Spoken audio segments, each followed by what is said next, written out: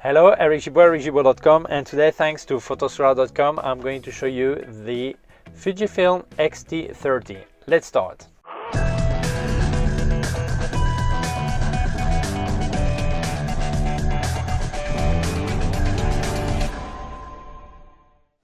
Well, first of all, thank you very much to photosura.com. They lent me the demo camera, which is it's crazy because this camera just came out. They really need it in the shop because there are not many X-T30 on the market yet, so many people want to see it, try it, and so thank you again. So I had only very short time to try it, so I'm going to tell you what I found and my opinion and description and everything as always. Okay, so I'm going to start with a small unboxing. So we're going to see what's in the box. As you can see, it's the X-T30. It comes with a lens XP1855 2.8 f4 and this is aperture, and important, this is the OIS, which means it is image stabilized.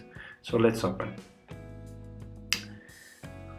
Oh, it's a bit hard. So a manual, the X-T30 manual, some papers, as always, documentation. Here you are, docs you can read, more papers. Okay, and then a box. I don't know what's in this box right now. I imagine that maybe the lens, more papers. Then it's really well packed, it's safe. Oh, yeah, that's right, this is the lens. I get it out, and well packed as always. And here, this is the 1855 lens. As you can see, it's written on the barrel 1855, from 18 to 55. Let's check the aperture on the front lens. Yeah, as you can see, Fujifilm 2.8 f4. Then you have the charger, the plug to the charger, then a strap, Fujifilm strap, and here is the, hopefully, camera body. As you can see, it's well packed. Here it is, get it out. It's quite small, you can compare to my hand, look at it. Yeah, see the size, it's nice. And well, for people like small cameras, obviously. And here, that's the screen. You can flip it upside and downside, not sideways, just up and down. So the viewfinder, buttons. Well, we're gonna check everything and I'm going to tell you more about it. Well, I did the unboxing yesterday, and when I opened the box, I forgot to tell you two things. First, obviously, there is a battery in the box, and there is also the charger that I showed you. I don't like the charger. Why? Because it comes with the USB cable, and you actually charge the battery, leaving it in the camera. The problem when you leave the battery in the camera for charge it, you cannot do anything else. Actually, I prefer if you have 2 or 3 batteries to be able to charge them outside the camera. It's more logical for me. Okay, so that was the small thing I didn't like. Okay, so I'm going to tell you. I printed the specs from Fujifilm, not to read them, but just I state the important one, and then I give my opinion. I will show you, as always, video and photography I've made with this camera. There are not that many because I had not much time, but enough to make my own opinion. So I'm going to tell you. The name, obviously, I said it already, Fujifilm X-T30. This is a mirrorless camera. It has 26 million pixels, quite high resolution in an APS-C camera.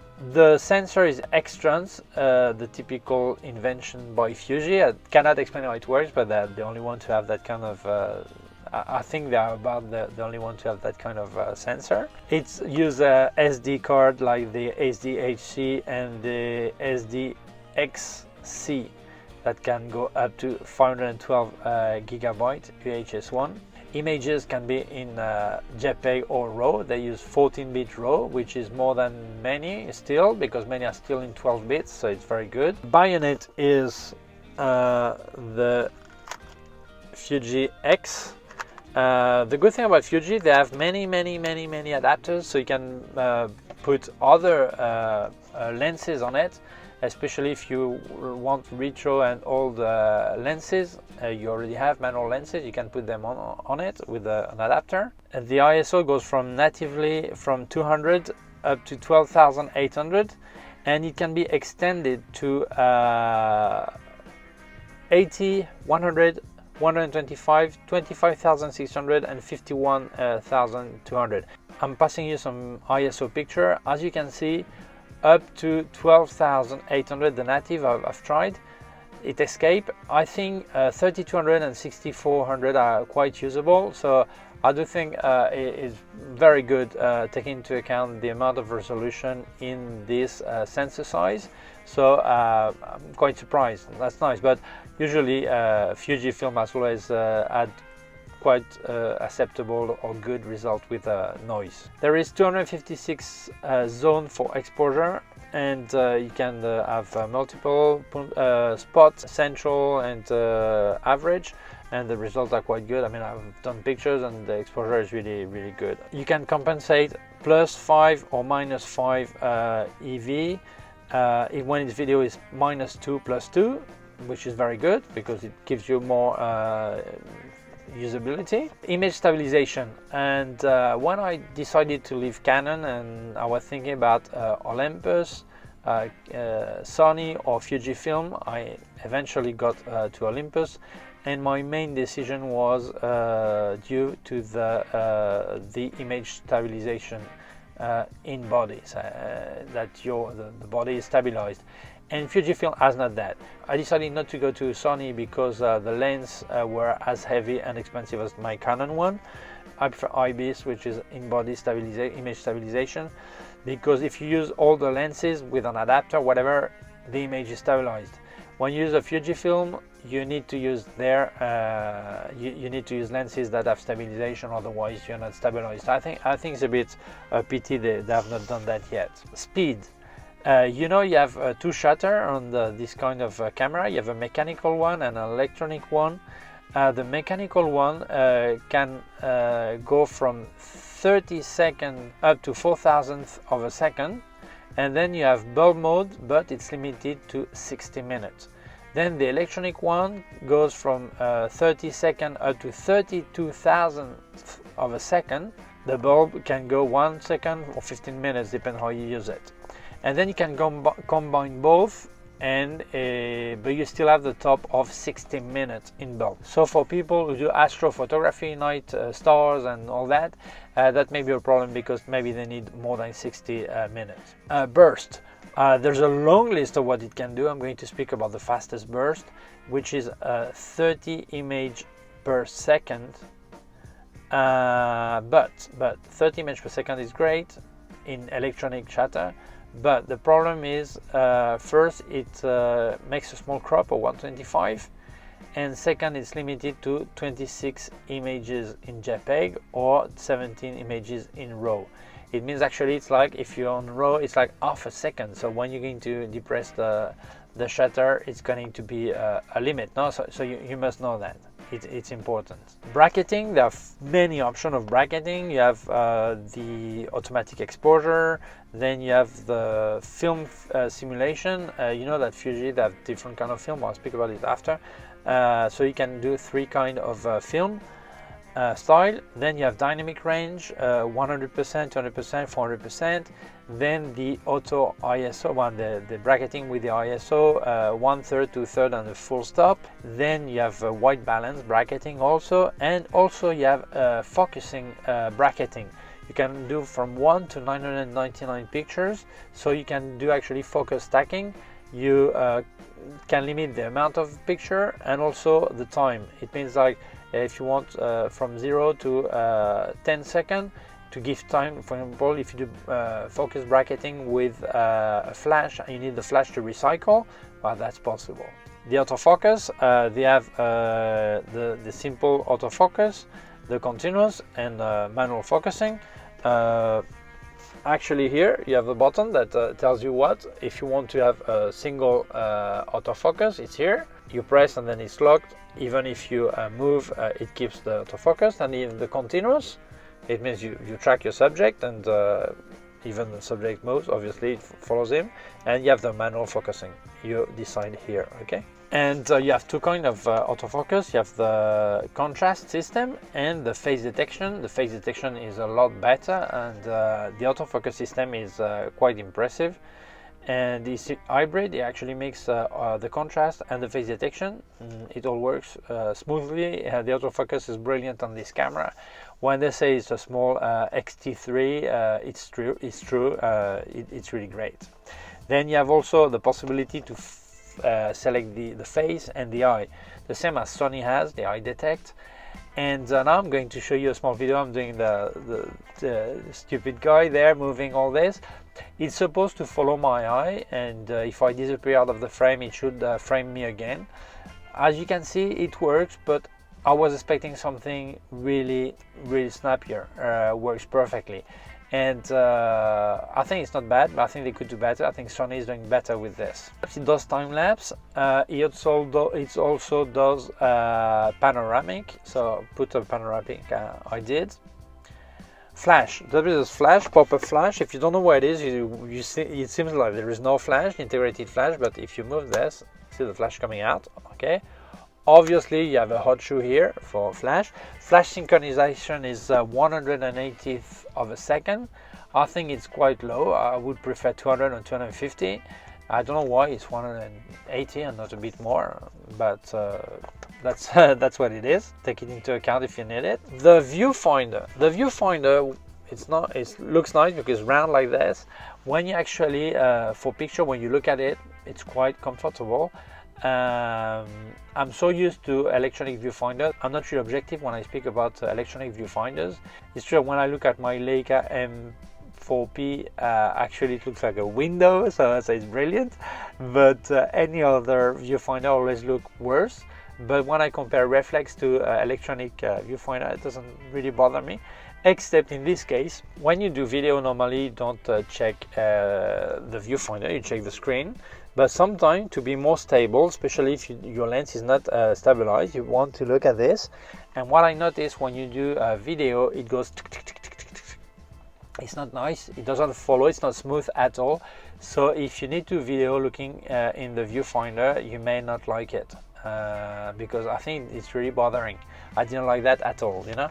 But normally it's true that you don't do video looking in the viewfinder, but checking the screen. The screen is 3 inches.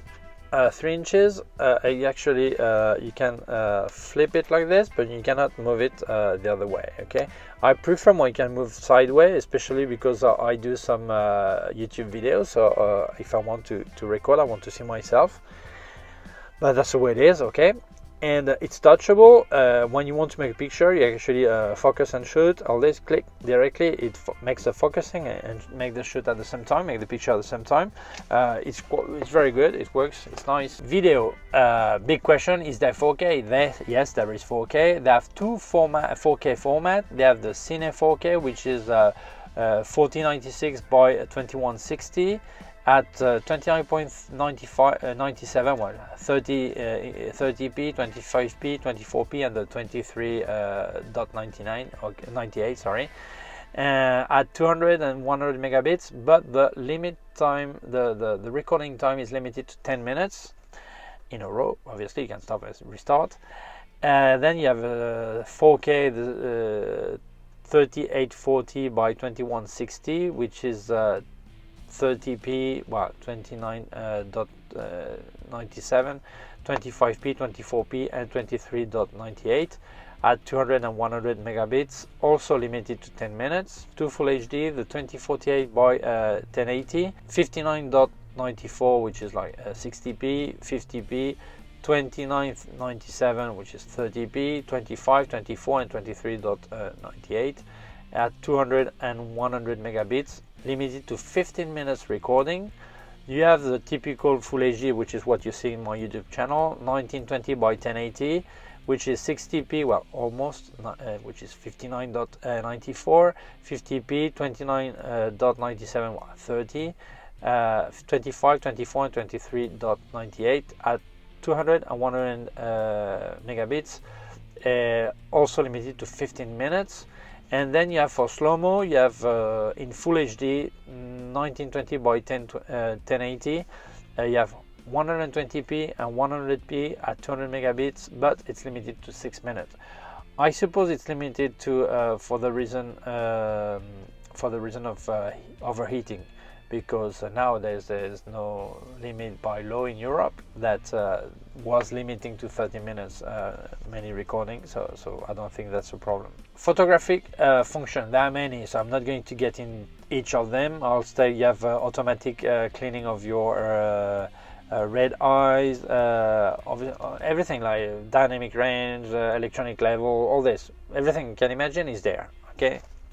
Then you have, you know that Fujifilm has always been a maker of analog films, so they want to keep their look. There are 16 modes like Provia, Astia, Pro Negative, Acros, all this, Sepia, all this, to give the look of your picture. If you don't want to do it in post-processing in your computer, you can actually do it directly in the camera. You can put some grain in your picture. You can adjust dynamic range, 100, 240, 400%. You have advanced filters, same thing for people who don't want to fine-tune their picture in their computer. They can do toy look, miniature, color pop, high key, low key, all this. I never use that. I'm not expert with that because I don't like it. I don't like it, and if I need to do it, I do it in the computer. Connectivity, Wi-Fi, Bluetooth, geotagging, all this. I'm going to show you here. You have a mini HDMI, a USB port where you can connect the battery charger, but also a headphone if you want. And here you have the microphone socket, but this is 2.5 millimeter instead of the standard 3.5. Fujifilm actually sells an adapter. I think it's a pity they didn't put straight away a 3.5. I don't really understand why, but that's the way it is. You will need an adapter by Fuji, because most adapters, you know that when any maker, when they actually need adapters, I don't know what they do, but they always make sure it doesn't work with someone else, with someone else's. So you need the Fuji one. I'll show you a bit how it works, because there are a bit specific things at the Fuji system. So if you look at this wheel, as you can see, it says S, CL, CH. You don't see any M, you don't see any A, you don't see any S. That corresponds to speed. So you say, that's strange, there is no the typical thing on the wheel. So how does that work? Well, this S is actually for the way you do your burst. S is one shot, you don't do any burst. CL is a low burst, and CH is high burst. And you have bracketing, then you have synap for for video, and then you have for panoramic, all this. So I'm going to speak how do you work if you want semi-automatic, automatic, or manual.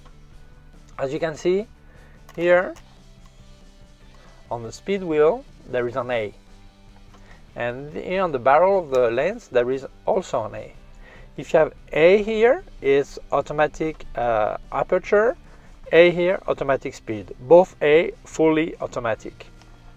If I put a small diaphragm here, small aperture, then I move this wheel, I decide on my aperture, and the speed is automatic. This is aperture priority.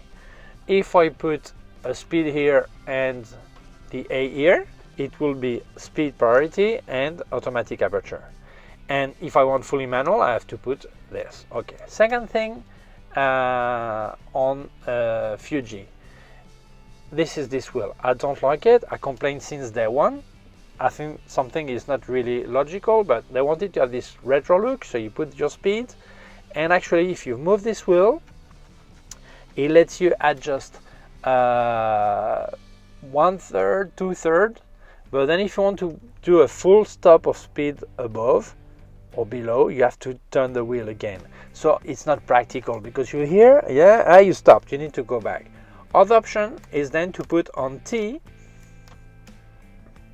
If you put on T, then you forget about the top wheel, and you just move the small wheel all the time, the way you want, and it will have all the third, all the speeds possible without having to return this wheel. So I think what people do when actually use this, they will just stop using that. It's written the 180 that corresponds to a synchro flash here. I don't know if you see it. Okay, the bulb, all this. So I don't think it's practical. Here on this wheel you have the ISO.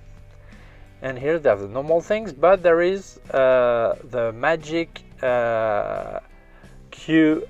If you click here, it gives you a quick menu, and it's tactile, touchable. You can actually click on that and then decide, then move the joystick here or this. It's quite easy to use. It's okay, you know. I know that many cameras now are actually using that kind of quick menus, but Fuji, I think, was about the first to do it. Yeah, I think so. And here you have you can use the optical regulation on this. The autofocus is they've thought so much about the autofocus system that you can actually customize the way you want to work. No, so as you can see, if you go, there is a set 1 multi-purpose, and the autofocus is going to follow and track for multi-purpose picture. Then they have the mode 2. It's to ignore obstacles and continue to track subject. For example, there is a leopard here, so you're following the leopard and there's a tree and you move. It will not see the tree, it will follow the leopard, so that's nice. Mode 3 is for accelerating and decelerating subject. It means that if you're they put a cart here, so if it brakes or if it accelerates, then the autofocus is ready for that. Mode 4 for suddenly appearing subject. For example, there's a guy skiing here, he jumps, so when you actually waiting for the guy to jump, you don't see where he's going to jump, but your autofocus will be ready to track it when it appears. So on the fly, never better said, okay, on the fly you will get it. Mode 5 for erratically moving and accelerating or decelerating subject, like a tennis player, that's the example. And then you have the mode 6, you can actually configure yourself exactly as you want. So this is quite impressive the way they thought this. So my conclusion, would I buy this camera? Is it a good camera? Phew, it's hard to say. Well, I'm very happy with what I have, so I would probably not buy it. But if I didn't have what I have, or I wanted to go for APS-C, that would be a very good choice, honestly. My only worries would be the lack of stabilization, in-body stabilization, and you need the stabilized lens, so I prefer to have stabilized body. My second worry would be, well, not a worry, but I didn't like, is that it's not a completely orientable screen, but I think it's just getting used to it, or depends what you're doing. But honestly, I think it's a really good camera. It's a nice camera for the price. It costs around $1,000. So I think you get a brilliant camera for that price. And obviously, I would prefer to buy this than any intermediate reflex camera, whether Canon or Nikon or whatever. I would prefer that. And if I was going for APS-C format, my doubt would be between a Sony and this, honestly, as mirrorless. Because the quality is really good, and the construction is nice, the colors are nice, the way it focuses is brilliant. Although the eye tracking, I think, is better on the Sony 6400. I think is better, and for that price comparison, no? So I would need to retry again both and decide. But honestly, I think anyone who would buy this camera will be happy with it. I think they would get, it would be maybe not easy to get used to it. They would prefer maybe another way of doing it. But I think it's a great little camera, and anyone who's using it will be happy with it.